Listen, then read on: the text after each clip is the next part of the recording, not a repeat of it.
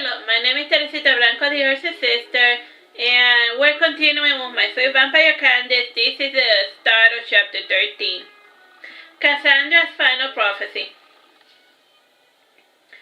It so happened that one day Candice decided to get something that resembled a day job. She spent a lot of time in the library. Through Amber's connection, Candice was able to get a word study. Together with Sofina, they handled the entry of new books. Candice liked the library. On her first day visiting the library, the folks were putting up a sign. They placed the letter F and then the letter U. Candice loved hanging out on the 7th floor of the library due to the view. From time to time, a little falcon would appear near the window. One day she opened the window to feed the bird a bit of ham. The bird looked at her with suspicion before nibbling at it.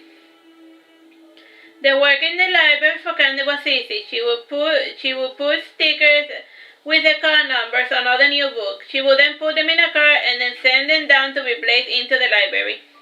At times she would read some of the new books over the top. As she was heading out on her last day of schooling, she noticed Sofita taking with her a bunch of vinyl records in a cart. Candice went to help Sofita with the records. Sofita said, "Can you believe they just thrown away all these records?" "Yeah, not surprised. The real question is why are you bothering to rescue them?" asked Candice, logging the second card with the records. The two dragged the cars to the parking lot, which was pretty dark. Before entering it, they looked left and then right. With the coast clear, they felt safe enough to focus on unloading the cargo. Candice asked, "Should we put the cars back?"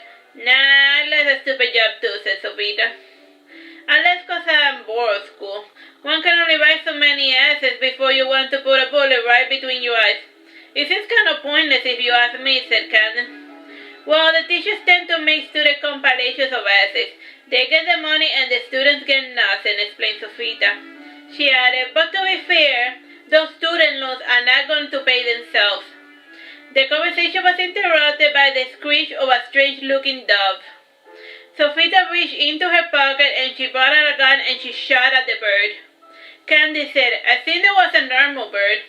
"I guess. Maybe I'm just a bit on edge lately." "You can never be too certain whom to trust these days," said Sofita. The girls left the parking lot, and that was the last time they went to FIU.